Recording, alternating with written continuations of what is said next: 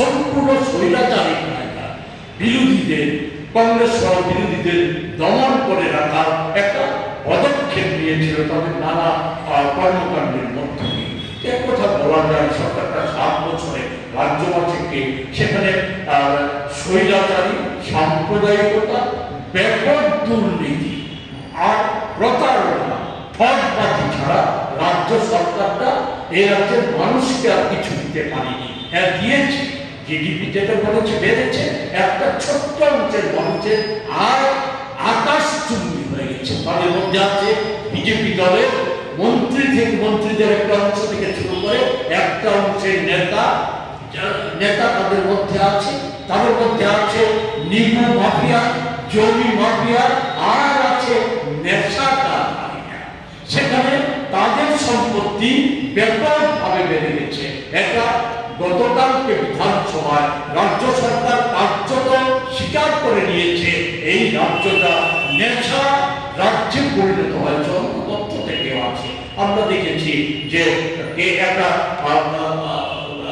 গোটা দেশের একটা সংস্থা, তারা প্রতিষ্ঠিত সংস্থা, তারা সমীক্ষা করেছিল আমাদের রাজ্যে এই যে ভয়াবহ বেকারত্বের পরে যে হতাশা তৈরি হয়েছে, এই হতাশা থেকে আমাদের রাজ্যে প্রায় বেকারদের মধ্যে 90% নেশাগ্রস্ত হয়ে গেছে। আমাদের রাজ্যে পুরুষ নেশাগ্রস্ত মানুষের সংখ্যা সরকারি হিসাব অনুযায়ী 64% পুরুষ মানুষ নেশাগ্রস্ত হয়ে পড়েছে। এই যে একটা বিভৎস অবস্থা, এটাকে আর মেনে নেওয়া যায় না। এর পরিপ্রেক্ষিতে আমরা কংগ্রেস দল, আমরা লাগাতার আন্দোলনের চেষ্টা বিগত দিনেও চালিয়েছি, বর্তমানে আমরা আরো বৃহত্তর আন্দোলন সমস্যা নিয়ে বৃহত্তর আন্দোলন গড়ে তোলার প্রশ্নে, সংগঠনকে তৈরি করার প্রশ্নে এবং বিভিন্ন ক্ষেত্রগুলিকে গুরুত্ব দিয়ে সেখানে মানুষকে সচেতন করার প্রশ্নে আমরা গত 7 তারিখ থেকে আমরা রাজ্যের বিভিন্ন প্রান্তে আমরা আমাদের যে বিভিন্ন শাখা সংগঠনগুলি আছে তাদের সম্মেলন করা শুরু করেছি। আগামী 16 ফেব্রুয়ারি পর্যন্ত এই কনভেনশনগুলি চলবে। এগুলি থেকে নির্দিষ্ট ক্ষেত্রগুলি সেখানে দাবি সড়ক তৈরি করা হবে।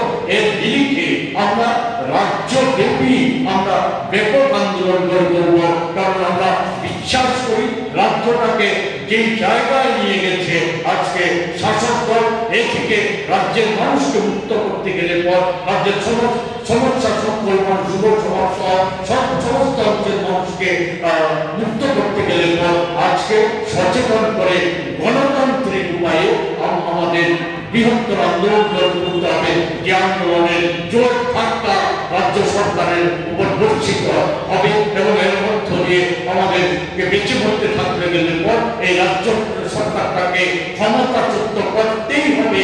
সেই ক্ষেত্রে আমাদের যে আন্দোলন সূচি গৃহীত হতে যাচ্ছে, এতে আমরা সমস্ত অঞ্চলের মানুষের সহায়তা, অংশগ্রহণ কামনা করছি।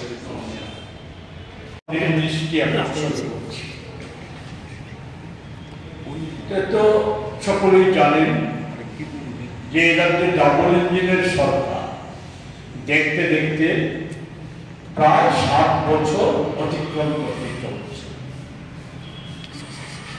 স্বভাবতই সকল রাজ্যবাসীর নয়, আমাদেরও জিজ্ঞাসা বা জানতে চাওয়া এই 7 বছরে রাজ্যের প্রাপ্তিটা কি, রাজ্যবাসীর প্রাপ্তি কি। গত 18 বিধানসভা নির্বাচনের পূর্বে বিজেপি দলের তরফ থেকে এবং প্রধানমন্ত্রী নরেন্দ্র মোদী সহ তাদের যারা কেন্দ্রীয় মন্ত্রিসভার সদস্যরা ছুটে এসেছিলেন, গুরুত্বপূর্ণ দপ্তরের মন্ত্রীরা সকলেই পূর্বতন সরকারের নানা ব্যর্থতা বিষয় তুলে ধরে তারা বলেছিলেন যে ডাবল ইঞ্জিনের সরকার হলে আর ওই সমস্ত সমস্যা থাকবে না। 299টা সুনির্দিষ্ট প্রতিশ্রুতি দিয়েছিলেন, সাথে বলেছিলেন যে রাজ্যটাকে ঋণগ্রস্ত করে দিয়েছে পূর্বতন সরকার। ফলে এই সরকারের পরিবর্তন হলে পরে আর ঋণ করে রাজ্যকে চলতে হবে না। কেন্দ্রে রাজ্যে একই দলের সরকার থাকলে কলসি ভর্তি টাকা আসবে, গাড়ি গাড়ি টাকা আসবে, সেখানে উন্নয়নের কাজের প্রশ্নে কোনো রকম কাজ পূর্ণ করা হবে না। আমরা এক ঝলকে যদি তথ্য দেখি তাহলে কি দেখা যায়? পূর্বতন সরকার চলে যাওয়ার সময়ে সেখানে রাজ্য সরকারের ঋণের পরিমাণ ছিল 11,851 কোটি টাকা। প্রতিশ্রুতি ছিল হীরা যুগে চলে আসবে রাজ্যটা। আমরা দেখেছি শুধু নির্বাচনের 18 নির্বাচনের পূর্বেই না, সরকার গঠন হওয়ার পর বর্তমান মুখ্যমন্ত্রী এবং প্রাক্তন মুখ্যমন্ত্রী যারাই দিল্লি গিয়েছে, যখনই দিল্লি গিয়েছে ফিরে এসে হাজার হাজার কোটি টাকা প্রাপ্তির গল্প শুনিয়েছে। সরকারের অন্যান্য মন্ত্রীরাও তথ্যই করছে। অথচ এখন কি দেখা যাচ্ছে? 26,446 কোটি টাকা সেখানে ঋণগ্রস্ত হয়ে পড়েছে। তো এই যে বিরাট অঙ্কের টাকা ঋণ বেড়ে গেল এবং হাজার হাজার কোটি টাকার গল্প শোনাল, কোথায় খরচ হয়েছে, কি খরচ হয়েছে, কোনো স্পষ্টীকরণ আছে? রাজ্যবাসী তো এগুলি দেখতে পাচ্ছে না। কারণ আমরা যদি দেখি যে গুরুত্বপূর্ণ ক্ষেত্রগুলি, শিক্ষক কর্মচারীরা কেন্দ্রীয় বেতন পান, অনিয়মিত কর্মচারীদের নিয়মিত করা হয়, মহার্ঘ ভাতাও নিয়মিত দেওয়া হচ্ছে, সামাজিক ভাতা প্রাপকদের তালিকা থেকে 40,000 নাম বাদ দিয়ে দেওয়া হয়েছে, যোগ্য 60,000 মানুষের নাম অন্তর্ভুক্ত করা হয়, রেগার কাজ করতে করতে 30-32 দিনে নেমে প্রতিশ্রুতি মতো মজুরি বাড়াটাও হয়নি, নতুন নিয়োগ নেই বললেই চলে, শূন্য পদ বিলুপ্ত করে দেওয়া হয়েছে, ঠিকা শ্রমিক সাফাই কর্মীদের নিয়মিত মজুরি না দেওয়া, নতুন কোনো স্কুল খোলা তো দূরের কথা, চালু স্কুল বন্ধ করে দেওয়া হচ্ছে, এইমস হাসপাতাল করা হবে। আজকে বলা হচ্ছে, ডাক্তার সাহেব বলেছে, কেন্দ্রীয় স্বাস্থ্যমন্ত্রী বলেছে, এমন কোন প্রস্তাব রাজ্য সরকারের কাছ থেকে আসেনি। কার্যত এটা ক্লোজ চ্যাপ্টার হয়ে গেছে। রাজ্যের স্বাস্থ্য ব্যবস্থা তো ভেঙে পড়েছে, সেই প্রসঙ্গগুলিতে যেতে চাইছি না। নতুন কোনো হাসপাতাল, নতুন রাস্তা, সেতু নির্মাণের কোনো খবর নেই। পুরনো যে প্রকল্পগুলি ছিল সেই প্রকল্পগুলি রূপায়িত হচ্ছে এবং সেখানে নানা ধরনের ব্যর্থতা দেখা যাচ্ছে। আমরা দেখছি যে যথাযথ তদারকি সেক্ষেত্রে হচ্ছে না, এর ফলে কাজ নিম্নমানের হচ্ছে, উন্নয়নের।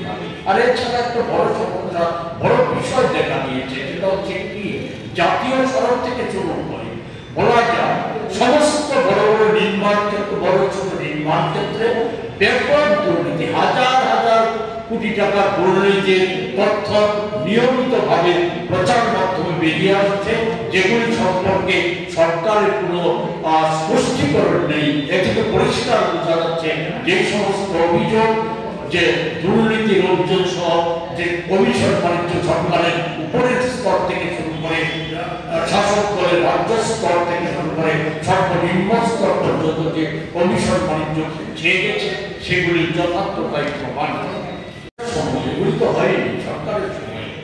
দেখেছেন আপনার গত ভয়াবহ বন্যা, সেই বন্যায় যথাযথ যে ত্রাণ, সেই ত্রাণও সরকারটা করে উঠে করে। সেখানে সরকার ত্রাণের নামে ব্যাপক দুর্নীতি হয়েছে, দলবাজি হয়েছে। আমি সেগুলিতেও যেতে চাইছি না। আমি বলছি যে সরকার নিজেরা যেটা ঘোষণা করেছে সেটা হচ্ছে কি, 17 লক্ষাধিক মানুষ সরাসরি ক্ষতিগ্রস্ত হয়েছে, 15,000 কোটি টাকার মতো ক্ষয়ক্ষতি হয়েছে। অথচ সরকার, কেন্দ্রীয় সরকারের কাছে যখন কংগ্রেস সহ বিরোধী দলগুলি, সরকার বিজেপি বিরোধী দলগুলি জাতীয় বিপর্যয় ঘোষণা দাবি করেছিল, একে উপেক্ষা করে সরকার, হেমন্তরা সরকার যে 7,083.55 কোটি টাকা আর্থিক সহায়তা দিয়েছে, এর মধ্যে শুধু পরিকাঠামো নির্মাণ ক্ষেত্রে প্রস্তাবে রাখা হয়েছে ৫,৮৫৪.৮৩ কোটি টাকায় রাখা হয়েছে পরিকাঠামো নির্মাণের ক্ষেত্রে। অথচ সরকার তাদের হিসাব অনুযায়ী সেখানে ২,১৩,২৭৮ জন কৃষক তারা সরাসরি ক্ষতিগ্রস্ত হয়েছে তাদের ফসল সহ। ১,৩০,৮৩২ জন মৎস্যজীবী তারা ক্ষতিগ্রস্ত হয়েছে, তাদের যে চাষের মাছ সব ক্ষতিগ্রস্ত হয়েছে। সেখানে তাদের সাথে ত্রাণ নিয়ে কার্যত রসিকতা করা হয়েছে। কৃষকদের মধ্যে 50%, 50% কৃষককে সেখানে ১,০০০ টাকা করে মাত্র ক্ষতিপূরণের কথা বলা, ক্ষতিপূরণের ব্যবস্থা করা হয়েছে। রাজ্য সরকার যে উন্নয়নের তো গল্প নিয়মিত বলে বেড়াচ্ছেন, সুশাসনে আর উন্নয়নে, সেখানে যে মন্ত্রী থেকে শুরু, মুখ্যমন্ত্রী থেকে শুরু করে মন্ত্রিসভার সদস্যরা বা শাসক দল নিয়মিতভাবে এটা ফলো করে প্রচার করে যাচ্ছে, সেখানে বিজ্ঞাপনেও প্রচার করছে। অথচ আমি সম্প্রতি দুটি তথ্য দিয়ে আমার বলা শেষ করবো। সেটা হচ্ছে রিজার্ভে, সেখানে কেন্দ্রীয় সরকারের লেবার ব্যুরো ও লেবার জার্নালের সূত্র ধরে রিজার্ভ ব্যাংক একটা সমীক্ষা করেছে।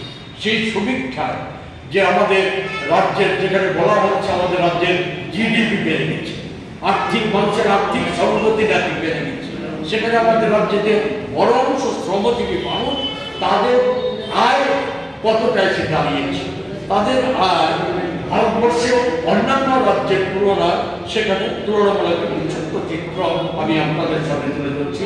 যারা কায়িক শ্রমিক, তাদের মধ্যে নির্মাণ ক্ষেত্রে একজন পুরুষ শ্রমিকের 2023-24 সালের যে রিপোর্ট, সেটাতে দেখা গেছে আমাদের রাজ্যে 322 টাকা 20 পয়সা গড়।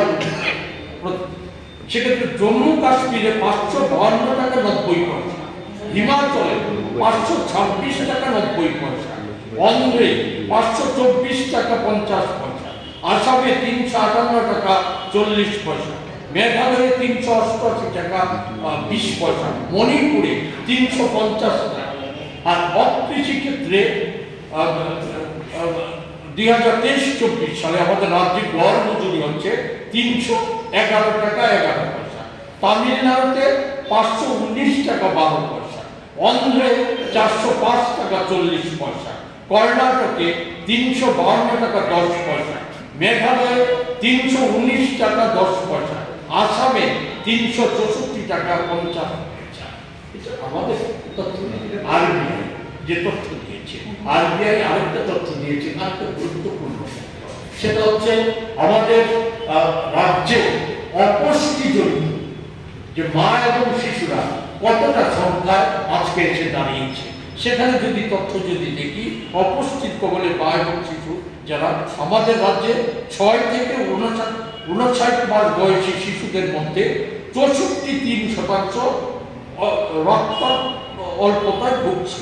মণিপুরে এই হার 42.8%, মেঘালয়ে 45.1%, মিজোরামে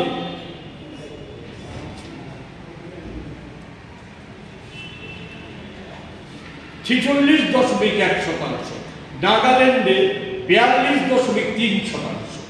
আর 15 থেকে 49 বছরের বয়সী মহিলাদের মধ্যে আমাদের রাজ্যে এই হারটা হচ্ছে 61 থেকে 61.5%, মণিপুরে 32.4%, নাগাল্যান্ডে 22.2%, মিজোরামে 34%, মেঘালয়ে 45%।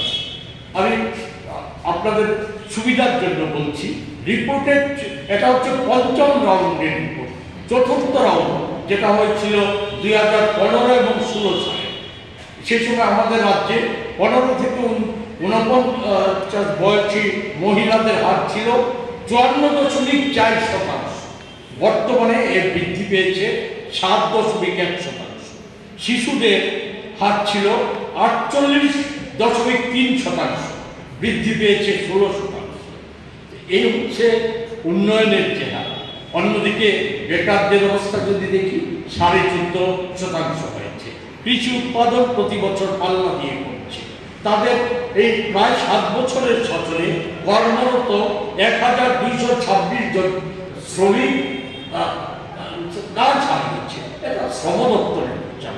2023 সালের মার্চ মাসে কেন্দ্রীয় শ্রম দপ্তরের হিসাব থেকে দেখা যাচ্ছে আমাদের রাজ্যের ছেলে মেয়েরা যারা কোনো ন্যূনতম মজুরিতে কোনো রাজ্যে কোনো কাজ খুঁজে না পায়নি, ফলে রাজ্য ছেড়ে চলে গেছে বহির রাজ্য এবং বহির দেশে ন্যূনতম মজুরিতে কাজ করার জন্য। সেই সংখ্যাটা 92,000-93,000-এর চাইতে বেশি 93 সালের রিপোর্টে। আমি যেটা বলতে চাই যে আমরা কি দেখেছি,